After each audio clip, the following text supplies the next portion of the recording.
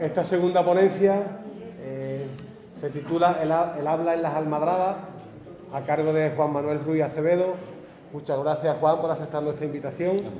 Él es catedrático de latín por la Universidad de Huelva, doctor en humanidades por la misma universidad y autor y coautor de libros y artículos sobre arqueología y sobre las almadrabas y la pesca del atún en el Golfo de Cádiz. Así que, Juan, cuando usted quiera. Buenas tardes y muchísimas gracias por la invitación que gustosamente he aceptado. Claro, cada vez que hay posibilidades de hablar de un tema que nos gusta mucho, venimos como sea, contra viento y marea. Bueno, el marco que ha preparado como antesala David ha sido magnífico. Es un marco histórico de la evolución de las almadrabas desde el punto de vista social, desde el punto de vista económico, desde el punto de vista etnográfico, antropológico. Permite perfectamente encajar una parte muy concreta de la que yo voy a hablar. Cuando vi el primer programa me asusté porque el título ponía El alma de las almadrabas. Ojalá pudiera haber llegado a captar lo que es el alma de las almadrabas, porque es algo impresionante. Y cada vez, y después de muchos años, con David, con José Antonio, con mi capitán, ¿dónde está mi capitán? Que estaba ahí sentado, acaba de salir. Pues, y con otros muchos capitanes, pues hemos intentado captar el espíritu de las almadrabas y es inabarcable. Podemos recoger algunos retazos, algunos detalles, pero lo que es el mundo almadrabero en general, imposible. Yo lo que he hecho aquí es una pequeña revisión, un pequeño esbozo de lo que es el concepto de habla o de lenguaje en el mundo de las almadrabas. Claro, hay que enmarcarlo en lo que es la historia y lo que es la geografía almadrabera, si no, no se entendería. Creo que todos los que estáis aquí conocéis ya lo que son las almadrabas. David ha estado explicando con mucho detalle, con mucha representación clara, lo que son las almadrabas de tiro. Yo voy más allá, yo voy a la última parte de las almadrabas, que es la que mejor podemos conocer directamente por parte de los almadraberos y de los capitanes de almadrabas, que en Huelva y en Cádiz abundan muchísimo, y con un conocimiento empírico magnífico que nos lo han ido transmitiendo poco a poco a aquellos que nos hemos acercado a estos almadraberos. Bueno, es un sistema, una pequeña definición, un sistema muy complejo y milenario de captura de atunes mediante redes, tanto en el Mediterráneo como en el Golfo de Cádiz. Esa es la definición global de lo que puede ser una almadraba. Y todo esto que decía que nos han transmitido han sido personas que han vivido las almadrabas tanto en Huelva como en Cádiz, como en Marruecos, como en Sicilia, y que por desgracia han ido desapareciendo ya. Nos quedan algunos capitanes vivos, pero los viejos capitanes de las almadrabas de Barbate, de Zahara, de Conil, de Tarifa, han ido por razones de edad, han ido desapareciendo. Tuvimos muchos contactos desde hace cerca de 20 años, más de 20 años con ellos, y supieron darnos esa imagen que ellos tenían de vida de las almadrabas. Tanto Ramón como Jacinto, como Claudio, como Ali Buanani, capitanes onubenses de Benidorm, de Cádiz y en un caso concreto de Marruecos, que aprendió con los capitanes españoles que trabajaban allí. Me voy a centrar entonces en lo que es el lenguaje, el habla de las almadrabas, que es un léxico muy especializado, pero advierto, voy a hablar de las almadrabas de los últimos siglos. Si habéis estado escuchando a David y las imágenes, el lenguaje que tienen las almadrabas de tiro y las almadrabas del siglo XV, siglo XVI, hasta el siglo XVIII, es un lenguaje netamente castellano. Casi todas las palabras son comprensibles, salvo algunas que tienen otro origen, como cloque, como chanca o como el propio nombre almadraba. Las demás palabras, casi todas, cabresto, paralero, venturero, son todas palabras del castellano. Y bueno, don Miguel de Cervantes aprobaría lo que estoy diciendo. Pero el lenguaje de las almadrabas modernas, para entendernos, ese no lo ha llegado a conocer don Miguel de Cervantes. Ese sí lo conocen algunos especialistas, como el profesor Yorca Ibi, de una universidad levantina, que lo define como un léxico especializado dentro del lenguaje marinero, ¿no? Pero claro, es un lenguaje especializado por las necesidades específicas que tiene el arte de la almadraba, que es un sistema complejo que no tiene nada que ver con otros sistemas de pesca, como puede ser el arrastre o las redes de malle o el cordel, ¿no? Son distintos. Para eso quiero situar el marco geohistórico en el que se desarrolla ese lenguaje, con 4 preguntas claves iniciales. ¿Desde cuándo se empieza a generar la almadraba y desde cuándo se empieza a generar un lenguaje propio de las almadrabas? ¿Dónde? Es el marco geográfico normal. ¿Y por qué se genera este lenguaje y por qué se genera en determinadas zonas geográficas del Atlántico y del Mediterráneo? ¿Y cómo? Esas son las 4 preguntas iniciales que intentaré explicar de alguna manera. En una de las imágenes que ha puesto el profesor David, se veía cómo estaban recogiendo, los ventureros estaban recogiendo la red, la cinta, y estaban recogiéndola en mola. El cabo inicial lo iban enrollando como hacen los marineros, y lo hacen con una perfección enorme. Bueno, pues fijaros en la imagen que se ve una escena de una almadraba de cerco, una almadraba de vista, una almadraba de tiro, y están una serie de personajes tirando de la red, atraen hasta la costa a los atunes y la van recogiendo en mola. Bueno, pues esta imagen tiene más de 3.000 años. Es un dibujo hecho a partir de un vaso micénico en torno al 1200 antes de Cristo. Es decir, que el tema de las almadrabas viene de muy largo, viene de hace muchos años, no decenas ni centenas de años, miles de años. La otra imagen, la de la crátera griega, el vaso griego de pintura roja, se ve también a un personaje, un venditore di tonno, un vendedor de atún o un ronqueador que está partiendo el atún encima de una mesa de madera, que luego diremos y explicaremos cuál es. Bueno, pues este vaso es del siglo IV a.C., más o menos 2.400 años. Tiene este vaso que se puede aún ver y disfrutar de él en el Museo Cefalù en Sicilia. Y eso indica que ya en el Mediterráneo, en la zona del Egeo, de Grecia, de la antigua Grecia, de Micenas, y en la zona de Sicilia, se capturaba el atún. Y hasta tal punto tuvo el atún y la pesca del atún importancia, que muchas ciudades acuñaron monedas donde el símbolo era, primero, un símbolo mítico, Hércules, el dios Melcar, el dios Heracles, el dios Hércules en el mundo romano, y el atún, con el mito de Hércules, el mito del atún. ¿Por qué representan el atún? Porque es el símbolo para ellos más preciado.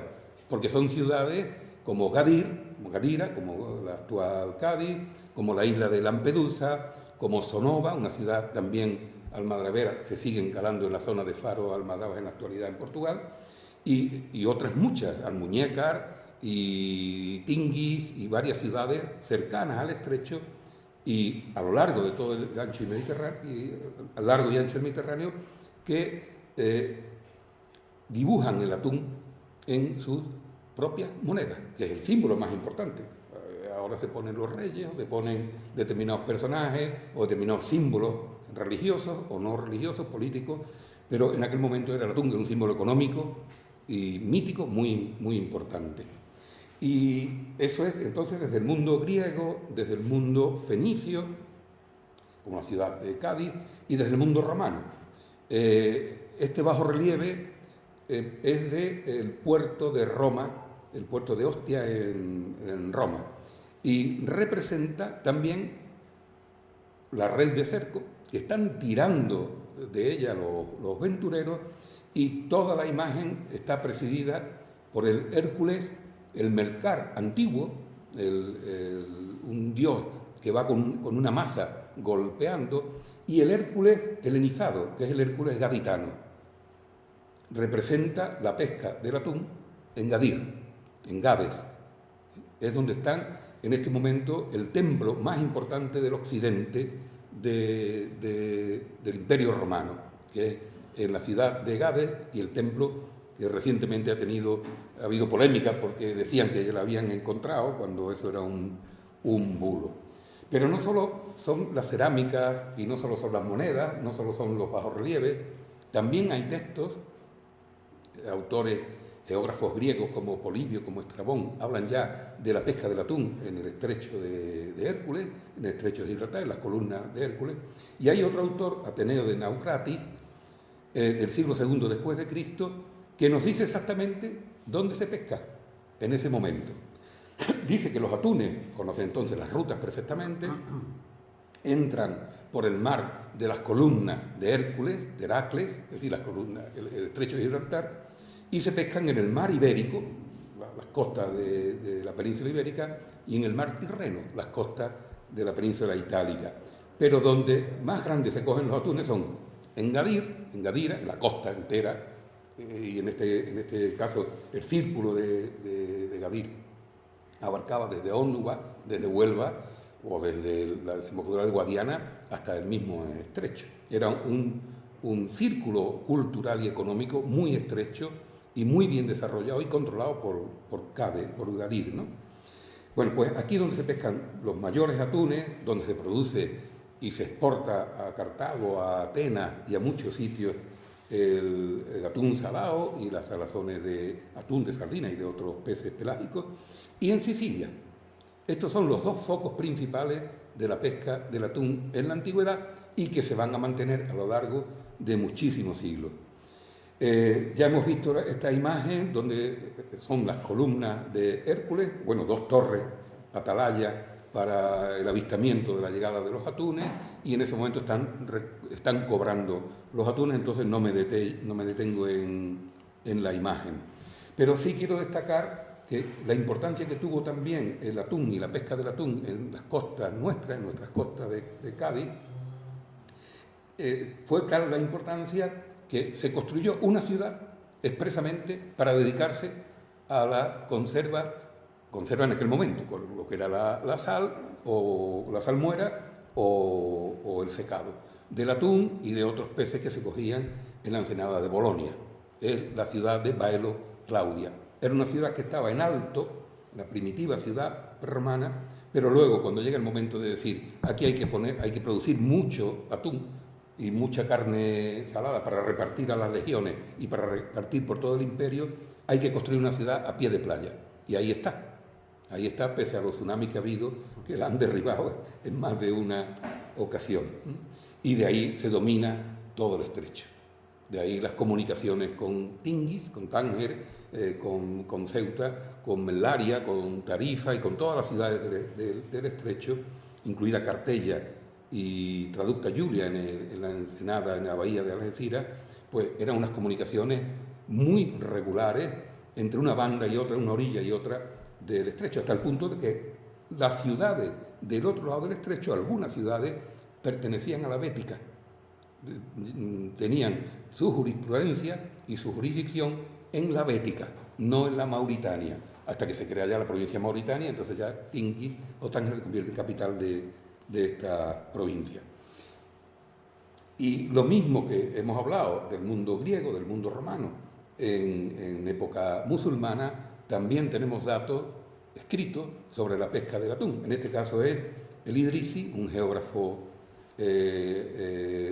árabe, creo que natural de Ceuta, no sé si era de Saltejo o de Ceuta, ¿no? Habla de la pesca del atún en Sicilia. Y va a ser clave esto. Va a ser clave por lo que voy a intentar explicar ahora. Estas zonas, Gadir y Sicilia, son las que marcan la geografía almadravera. Desde las costas del Cabo San Vicente hasta Sicilia es donde se generan la mayor parte de las técnicas de pesca del atún. En la costa gaditana, la técnica con la almadraba de tiro, con la almadraba de vista, y en Sicilia, en Portugal, en Cerdeña, y luego ya también en el Levante español y en el Golfo Ibero-Marroquí, la almadraba de buche. ¿Por qué? esta es la geografía de las almadrabas, de la pesca del atún, porque los atunes tienen que pasar por algún lado en sus rutas migratorias. Y esos dos sitios claves por donde pasan son el estrecho de Gibraltar, no tienen más remedio para poder entrar a desovar que entrar por la única puerta que hay, no hay ninguna otra puerta para el Mediterráneo. Y el segundo paso importante es por Sicilia, cerca de Sicilia, entre las costas sicilianas y del norte de África, las costas de Túnez y de Cartago, y llegaban hasta el Mar Negro. Las zonas de desove son las que van marcando las zonas por donde van pasando, y las zonas por donde va pasando son donde van marcando los círculos rojos donde se pesca. Está claro, la geografía almadravera está condicionada por las rutas del atún, por las zonas de desove, que implican las zonas a donde van, y hay que atajar la llegada de los atunes a esos lugares. ¿Y cómo se pescaban? Ya lo había explicado la parte de la almadraba de tiro, y como el lenguaje de la almadraba de tiro ya lo conocemos bien, yo me voy a avanzar un poquito más hacia las almadrabas de buche. No entro entonces en estas explicaciones, pero sí decir que esta puede ser un modelo de almadraba muy antiguo, la almadraba de tiro, que perdura hasta el siglo XVIII y creo que principios del XIX. Pero el modelo de almadraba fija también es muy antiguo. Opiano es un escritor griego también, que la obra que escribió era un tratado sobre la pesca, haliéutica, en griego significa eso, tratado sobre la pesca, y habla de una almadraba fija. Dice que se elige un sitio en el mar y dice que las redes tienen puertas y tienen recintos. Y ese es el modelo que tenemos de almadraba actual. Puertas para la entrada del atún, impedir que salgan, y luego cámaras, recintos, espacios donde se mantiene el atún y donde luego se captura el atún. Y esto es del siglo II después de Cristo. Es decir, que ya en Grecia o en Sicilia existe este tipo de almadrabas fijas, fondeadas, esperando el paso del atún. No estando al acecho de cuando lleguen a tirar las redes, sino plantar las redes antes de que lleguen. Y esta es la almadraba que se conoce muy bien en Sicilia desde el siglo XVI y que aquí llega un poquito más tarde, ya casi en el siglo XVIII, pero que triunfó. Aquí triunfó ese modelo. Son las almadrabas fijas. Dos tipos de almadrabas fijas. La de arriba es la almadraba multicameral, la que tiene en algunas ocasiones hasta 6, 7 y 8 cámaras distintas. Y la almadraba de buche simple, que tiene una sola cámara. Son los dos modelos que hay.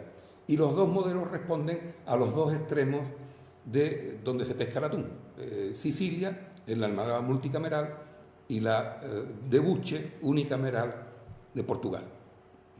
Esos dos modelos son los que triunfan y luego se unen para crear todavía una mejor producción pesquera.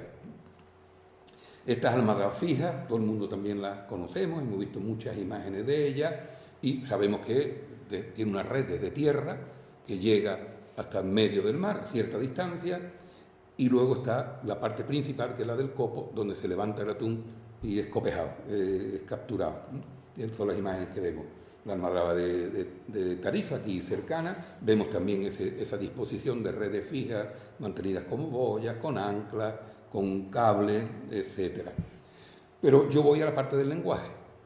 Tenemos aquí una almadraba del siglo XVIII, de principio del siglo XVIII, de un armazao portuguesa, de Torre Alpiña, en el Algarve portugués. Y aquí estamos viendo ya el lenguaje que va a empezar a triunfar y que hoy nos suena en las almadrabas actuales, como somos los endiches, como es el atajo, como son los bicheros, como es la sacada, como es el buche, que en portugués, la rabera, por ejemplo, llamaban rabo, la barca de atajo, de atajar los atunes, los endiches, que eran las redes de la puerta, y la boya de opego, la boya de la parte más alejada de tierra del armazón, de la estructura almadravera. Y este mismo modelo de almadraba es la que se cala un poquito más a levante de la que hablábamos antes del Algarve, en las costas onubenses, concretamente frente a la desembocadura del río Piedras, que es el río que pasa cerca de Cartaya y de Lepe, y también cerca de la desembocadura de la barra de la Tuta, que ya está cegada. El río Piedras sigue teniendo entrada y salida de agua, el otro río ya se cegó. Y es muy cerca de Isla Cristina también. El modelo es el mismo y el lenguaje es idéntico. En vez de rabo se le dice rabera, pero es el mismo origen. Los endiches, el buche, los cuarteles, los atajos y la boya del pego. Bueno, bichero también, lo hemos visto en portugués, y la boya del pego, que luego hablaremos en concreto de esa expresión. Esta es la almadraba o armazón de buche del Terrón, del siglo XVIII. Es un momento en que se sigue calando en toda la costa gaditana, concretamente en Conil y en Sahara, las almadrabas de tiro. Se ha intentado calar este tipo de almadrabas fijas, pero ha sido un fracaso, entre otras cosas porque la gente de Conil y la gente de Sahara no le interesaba. Una almadraba esta con 80 trabajadores sobraba, mientras que las de tiro necesitaban 400. Si calaban este tipo de almadraba, que le interesaba ya al duque, porque le rentaba más, automáticamente se quedaban en paro la mayoría de los habitantes de las poblaciones cercanas. Y ahora vamos a pasar a las almadrabas de Sicilia, de Trapani. El número de cámaras es para nosotros ya exagerado. No se explica bien para qué necesitaban tantas cámaras, tantos recintos, pero lo cierto es que así lo tenían. Bueno, hay una clave, que no tenían puertas, no tenían endiches, y los atunes podían entrar y salir. ¿Qué es lo que hacían? Los iban encerrando en distintas cámaras para que no se pudieran salir y pudieran seguir entrando otros atunes. Bueno, la palabra cámara o cámara es una palabra que conocemos también ya en nuestras almadrabas, en las almadrabas andaluzas. Y lo mismo palabras como bordonaro o coda, codardo, son palabras que nos pueden ir sonando. Pero este no es el lenguaje que hemos visto en la almadraba portuguesa ni en la almadraba de Huelva. Estas son palabras distintas. Llamarle una cámara bastarda a otra cámara, llamarle bordonaro, aquí no se ha empleado así. Pero sí hemos heredado algunas de estas palabras también y ahora veremos por qué. Porque en un momento determinado los sicilianos se vienen también a las costas de España a calar y traen su modelo. Y esta es una almadraba de Monte Eleva, de Monta Eleva, decían los italianos, que se cala en Benidorm. Y si nos fijamos bien en los nombres que aparecen, coinciden mucho con los nombres, se ven bien, ¿no? Sí. Con los nombres que aparecían en la almadraba siciliana. En vez de coda, que es la almadraba siciliana, es cola, que significa exactamente lo mismo. Testa es una palabra netamente italiana, siciliana. Mocarcio, Caparrais, Mascarana, Antítola, son palabras que luego se pueden escuchar en el Levante y algunas llegan aquí, pero que vienen todas de Sicilia, de Lela y Sicilia. Entre ellas, cámara y bordonal. Cámara y bordonal. Cuando teníamos almadraba de buche no existía bordonal, no existía la palabra. Cuando se empiezan a calar almadraba al modelo siciliano, se utiliza también ya este nuevo término. La almadraba anterior, esta es de finales del 18, es de finales del 18, y se mantiene este mismo modelo, por lo menos en los planos que nos presenta en su diccionario Rodríguez de Santa María en el 1923, con las palabras que hemos visto en las almadrabas sicilianas y en las almadrabas del Levante, la almadraba de Benidorm, reboto, corbacho, testa de la cámara, copo, bordonal y cola. ¿Por qué se produce este trasiego de léxico, de palabras? Porque Sicilia fue en un momento determinado capital en el manejo y en la evolución de las técnicas almadraberas. Y este sistema lo transmitió al Levante en torno al siglo XVI, mientras que aquí se estaba calando tiro. Lo transmite a Cerdeña en el siglo XVII, pero es que incluso antes lo había transmitido ya al Algarve. En Cádiz, el duque de Medina Sidonia se contentaba con coger 80 o 100.000 atunes, para que quería otro sistema, con las almadrabas de tiro. No necesitaba. Cuando el duque empiezan a fallarle las cifras, es cuando empieza a buscar técnicos que le digan de qué manera se puede pescar de nuevo la cantidad de atunes que pescaban antes. Es cuando empieza el declive de las almadrabas. Y busca quien le explique o que busque las razones de por qué hay menos atunes, por qué se pesca menos. Y algunos le dicen, porque estas almadrabas ya no sirven, hay que utilizar otras. Pero mientras le fueron fructíferas las de tiro, ¿para qué quería utilizar un tipo de armazón que era más problemático, más costoso desde el punto de vista del mantenimiento, no de los trabajadores? En el siglo XVIII entonces lo que vemos es, en Levante, la almadraba de Monteleva, que es influencia siciliana; en Portugal, la almadraba de Buche, y esta almadraba de Buche es la que intenta en un momento determinado calar en Conil y en Zahara, pero fue un fracaso. Los portugueses y el capitán portugués que vino a calarla se encontró con muchos problemas aquí y fue un fracaso. Por eso, unos años después, también portugueses calan el Buche a cargo del duque de Medina Sidonia en el Terrón, en Huelva, que es el plano que vimos antes, que era idéntico al plano de Torrealtiña y de Torrealta, dos almadrabas del Algarve. Y esta sí triunfa. De esta manera tenemos tres modelos de almadraba al mismo tiempo en el sur de la península ibérica, desde Benidorm, desde Alicante, hasta el extremo occidental del Cabo de San Vicente. El Tiro en Cádiz, Buche en Huelva y Monteleva en Alicante. Pronto empiezan también los capitanes alicantinos, que habían conocido y habían aprendido de los capitanes sicilianos, empiezan a traer el modelo a la siciliana o un modelo mixto, y empiezan a traerlo también a Huelva. Y ensayan ya un modelo no de buche simple, sino de varias cámaras. En concreto se llamaba Bautista Pérez, que es un nombre y una saga que desde el siglo XVIII se ha mantenido hasta la actualidad en capitanes de almadraba. Y nosotros hemos conocido a Bautista Pérez, y hemos conocido a Jaime Pérez, y hemos conocido a otros capitanes también de Benidorm con estos mismos nombres y estos mismos apellidos. Es la saga de los capitanes levantinos. Y esta es la almadraba que calan durante algunos años, concretamente el plano de 1779, en la Tuta, junto al Terrón, un poquito más a poniente del Terrón. Y es ya una almadraba a la siciliana, es una almadraba multicameral con cámara, con bordonal, con contrabordonal, con reboto y con cola, que eran los términos que utilizaban los alicantinos por influencia de los sicilianos.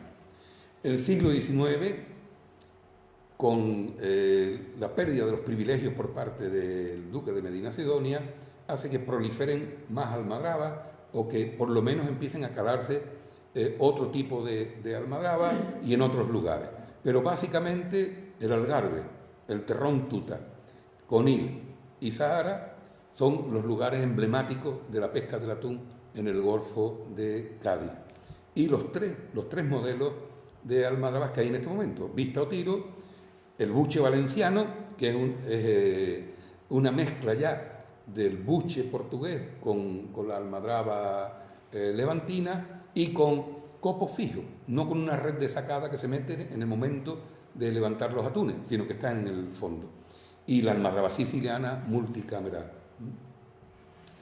Es la época en la que se forman los grandes capitanes del suroeste peninsular, los grandes capitanes de Isla Cristina, una población que había sido fundada a mediados del siglo XVIII, pero que se hace con el control de las almadrabas, de la pesca de la sardina, de las conservas de la sardina, y los capitanes de Benidorm, que vienen a calar a Huelva, vienen a calar a Cádiz y van también a calar a Marruecos. De manera que se está extendiendo este lenguaje mixto, este mestizaje lingüístico de siciliano, alicantino isleños, ayamontinos, leperos y gaditanos, se va mezclando y se va conformando poco a poco el lenguaje que conocemos en la actualidad. Es el lenguaje que conocemos en la actualidad. El trasiego llega hasta el punto de que hay también capitanes alicantinos y capitanes isleños que van a Sicilia claro en un momento determinado del siglo XX, mediados del siglo XX. Una almadraba típica que se sigue calando en la actualidad es la de Fabiñana, y este sería el esquema, donde vemos perfectamente la cantidad de espacios, de recintos que tiene esta almadraba, una almadraba fija, y el número de palabras que distinguen, que hacen específico el lenguaje. No todos los trabajadores todos los marineros estaban preparados para poder trabajar en una almadraba, porque los términos, el léxico, no lo podían comprender si no llevaban mucho tiempo trabajando en ella. Era fundamental, por tanto. Y en el siglo XX, donde se cala también ya una almadraba mixta. Es una almadraba con cámara, con buche y con copo. No es el buche simple, sino que ya se han incluido 3 cámaras, 3 espacios, 3 recintos. Y el lenguaje que se va adaptando es el mismo que han traído los alicantinos, los sicilianos y los portugueses. Se ha hecho un mestizaje lingüístico en las almadrabas. Hasta el punto de que también en la zona de Isla Cristina y aquí en Barbate se cala una almadraba ya con bordonal. Ya dispone de 4 cámaras. No llega a la multicameral siciliana de 7 y 8 cámaras, pero sí ya dispone de 4 espacios distintos. No entro a explicarlo este tipo porque creo que ya casi todo el mundo lo conoce. Lo que sí es, voy a hacer una pequeña, rápida comparación en el lenguaje de una zona y otra. Las mismas palabras de las almadrabas sicilianas se repiten al unísono en las almadrabas de Levante. Hay una dependencia evidente, hay una relación evidente entre ellas. Y el lenguaje de las almadrabas portuguesas coincide con el lenguaje de las almadrabas, el léxico de las almadrabas del Terrón.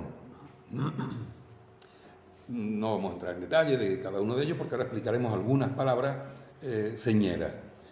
Y se van confluyendo entre unos y otros. Hay capitanes sicilianos, capitanes portugueses, capitanes de Poniente, capitanes de todas estas zonas que conocen muy bien el lenguaje.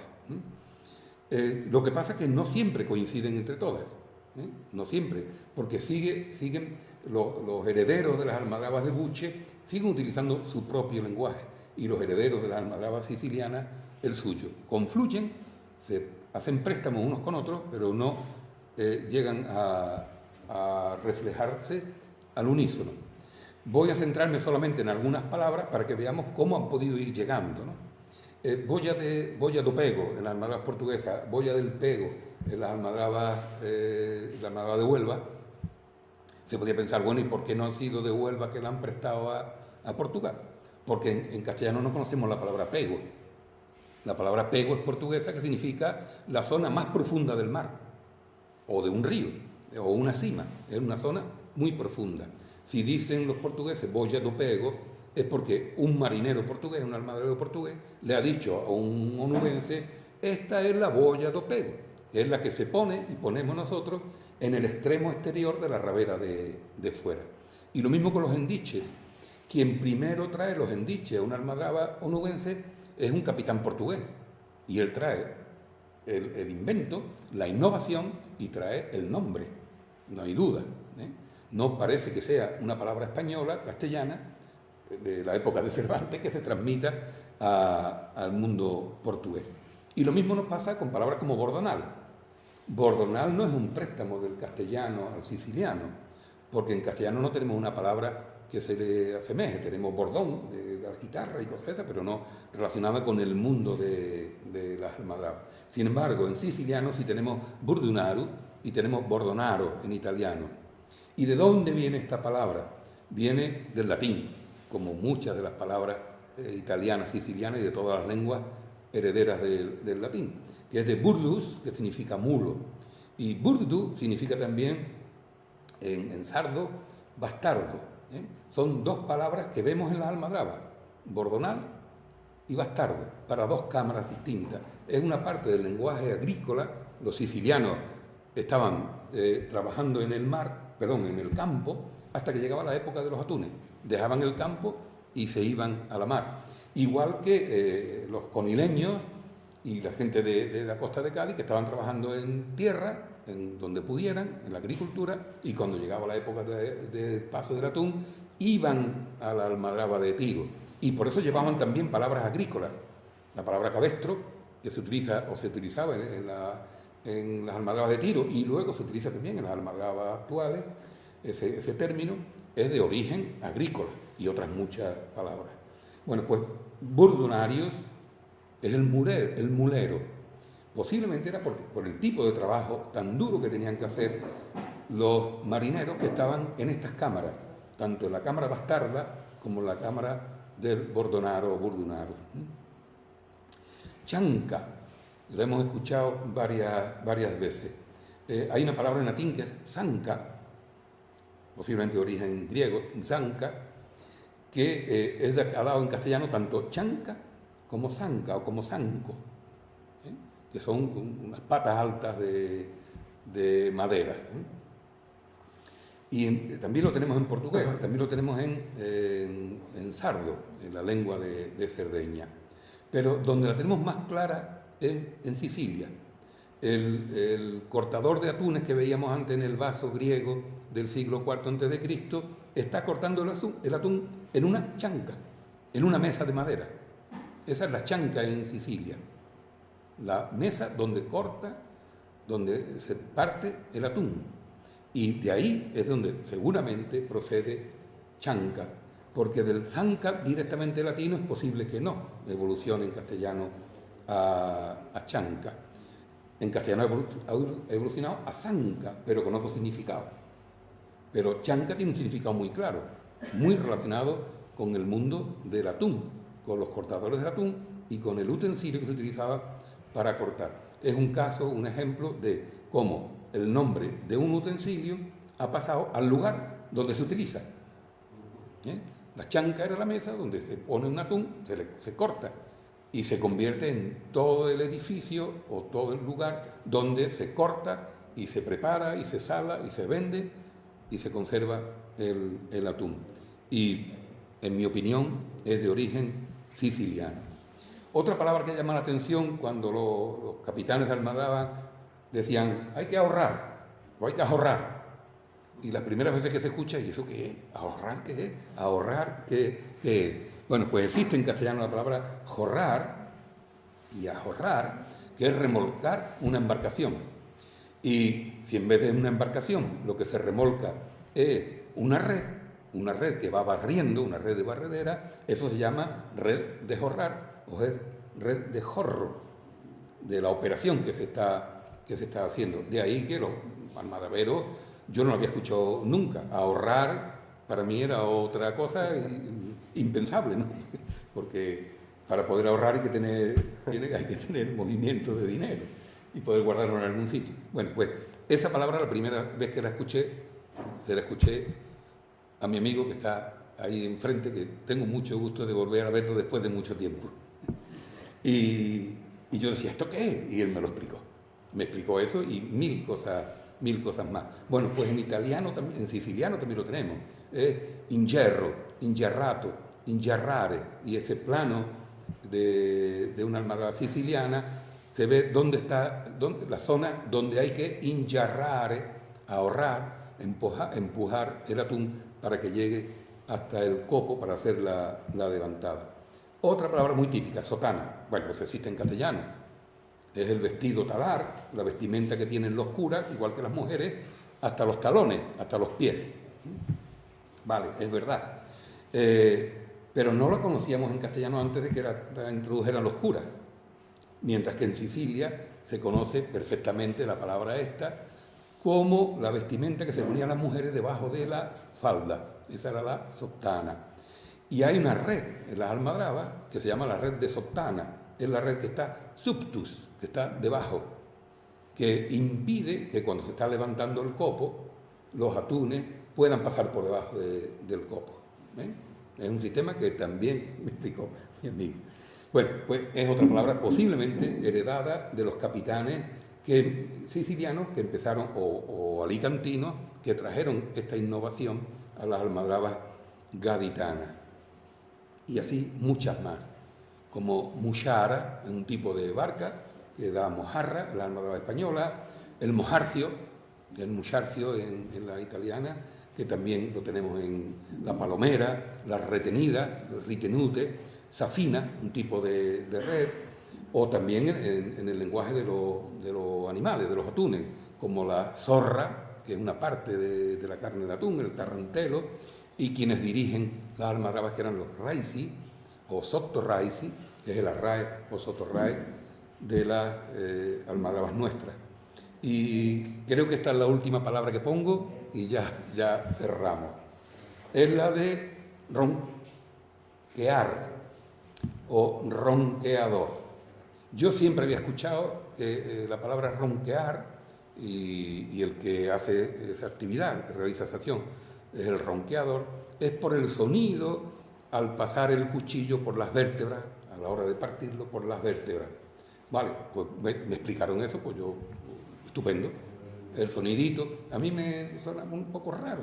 Una palabra a partir de un sonido, hay onomatopeyas, palabras onomatopéyicas, pero a mí me resultaba un poco raro. Mira por dónde me encuentro en un diccionario genovés y en un diccionario siciliano que existe la palabra runquia. Y la persona que utiliza la runquia es el runchiatore. Y ya eso me empezó a encender una luz. Digo, ¿y esto de dónde viene? Claro, ¿qué hago? De formación profesional. Yo he sido, hasta que me jubilé, profesor de latín durante más de 40 años, pues me voy al latín, de donde proceden la mayoría de las palabras del castellano, del italiano, del portugués, del francés. Y me encuentro con la palabra runca o runco, que significa instrumento cortante. Sigo indagando y sigo buscando y me encuentro que en castellano existe también la palabra ronca, que es un arma, una especie de lanza, que en la punta tiene un cuchillo cortante. Y eran temibles los soldados que llevaban esa runca, porque desde lejos eran capaces de herir, malherir y matar a sus enemigos. Y efectivamente me encuentro con que existen en muchas lenguas romances, pero solamente en siciliano se dice runquia. Luego, solamente desde el siciliano puede evolucionar la palabra a ronquear, porque desde el castellano hubiera dado roncar. Y el que ronca es un roncador, no un ronqueador, ¿no? Bueno, esa es la razón por la que yo propongo que en vez de la etimología onomatopéyica de ronquear, el sonido que hace el cuchillo, que procede del nombre de ese cuchillo que utiliza el especialista.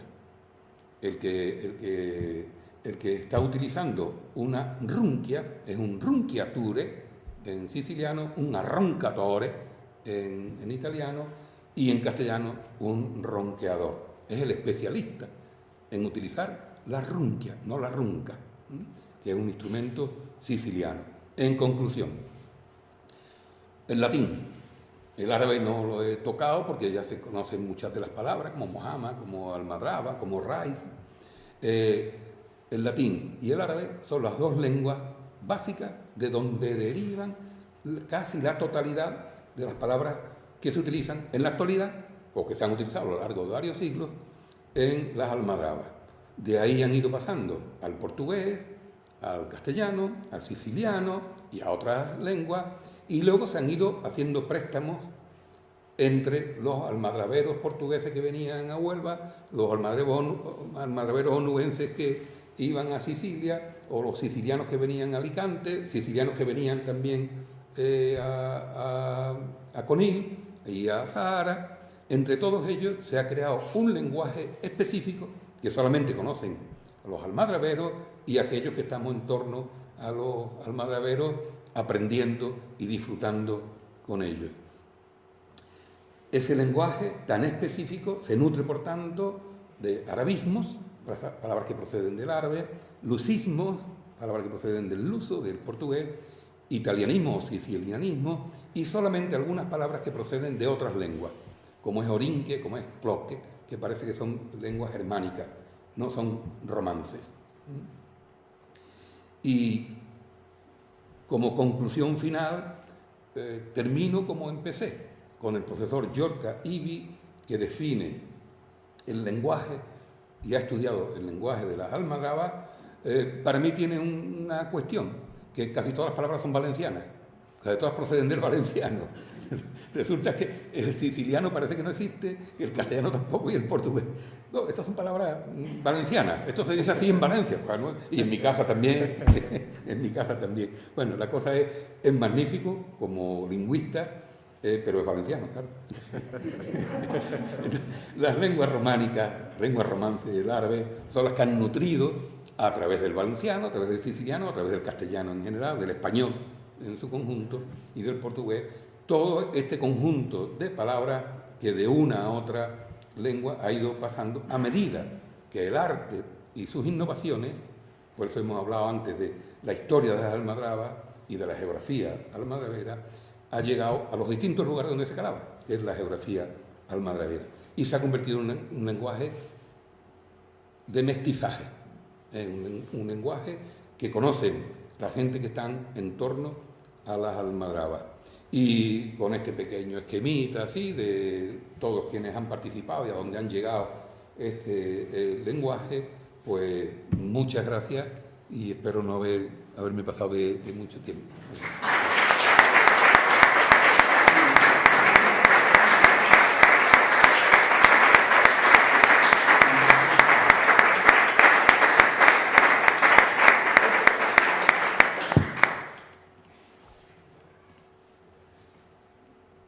¿Alguna cuestión que le quieran preguntar? Sí, No me vaya a poner un apuro, Antonio. estoy de acuerdo con Juan Luis y siempre de verdad que nos dedicamos junto con una poca de gente, con Juan José Hijo, hacemos una jornada de cine que se llama La Radio Tarray. Da la casualidad que este año cumplimos 20 años y seguimos haciendo como a los capitanes, los rayos y los pautos. Nosotros de todos los años invitamos a una ciudad o a un pueblo o a un sitio donde están los atunes, ¿no? Entonces hemos invitado a Japón, hemos invitado a Marruecos, hemos invitado a Portugal y el año pasado invitamos a Italia. Entonces vinieron capitanes, los raids de una de las almadrabas que queda en Italia, que es en Cerdeña, que es Calaforte. Entonces el rey era Luigi Baggio, ¿no? Entonces me puso en contacto con él, vino ahí, estuvo en Isla Cristina, y entonces le comenté lo de con la palabra ronquear. Entonces me dijo que sí es verdad, que ellos tienen un cuchillo que se llama ronco. Más prometido que este año me ha invitado a la jornada suya allí y si el avión me lo deja pues traeré un cuchillo que se llama ronco, veremos que es curvo, más o menos así, casi el origen de, creo que es la palabra junto con el sonido onomatopeyo que cuando se despieza un atún. Sí.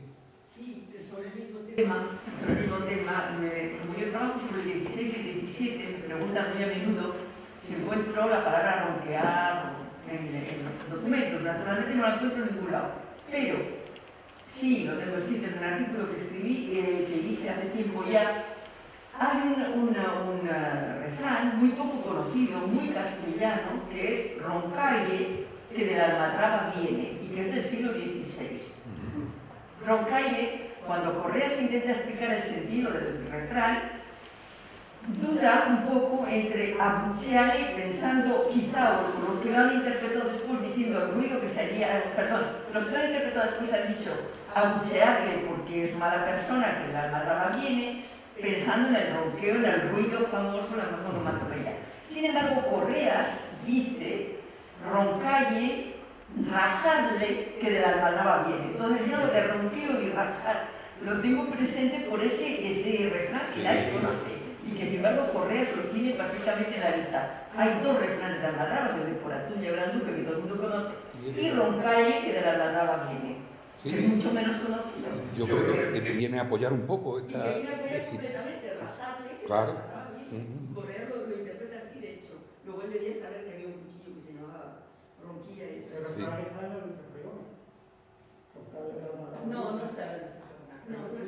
refrán. No, pero eso fue una frase de memoria. No está en la presentación. Lo que pasa es que yo lo dije, no, lo que pasa es que el año pasado cuando hablé de Electro Cremona ya lo conté esto. Pero y entonces has hecho la relación. Pero no está en el Electro Cremona. Ni en Cervantes, Roncalli. No está. De verdad que no. Yo he estudiado muchos textos y por muchos diccionarios de castellano antiguo y eso, y no lo he encontrado, es verdad, no lo he encontrado en ningún sitio. ¿Cómo lo encontré? Creo que lo encontré simplemente porque me decidí a buscar en correas todos los refranes que tenían algo que ver con Almadraba, y cuando lo encontré, alrededor mío todos los especialistas de Cervantes, nadie lo conocía, o sea, no se conocía, y creo que hasta ahora... Pero son como niñas. No me acuerdo, ahora ya no te puedo decir, yo sé que en el libro lo tengo, cuento dónde está y dónde lo he sacado. Es posible que sea también Covarrubias, es posible que esté en Covarrubias, pero en todo caso, en Cervantes y en el Electro Cremona te puedo asegurar que no está, ¿no? Pero vamos, eso no quita nada para que sea interesante, yo creo que es la base, ¿no? ¿Alguna cuestión más? Pues entonces, Juan, igualmente que con todos los intervinientes en estas dos, te hago entrega de nuestro atún. Ah, qué bonito. Muchas gracias. Muchísimas gracias. Es bonito, ¿eh? Muy bonito. ¿Vale? Nuestra imagen icónica con, Sí. con nuestro Cervantes particular. Ya estás aquí. Y bueno, esto también Sí. estarás acostumbrado. Unos productos de Almadraba de Gavira muy bien. que colaboran con nuestra Sí, sí, jornada. sí, sí. Pues Y una revista de Zara. estupendo, pues Y muchísimas esta gracias. bolsita por que todo. también es de Zara, como Y una cosa gracias de a otra manera. vosotros también. Muchas gracias, Juan. ¿Te puedo meter aquí? Sí, sí, sí.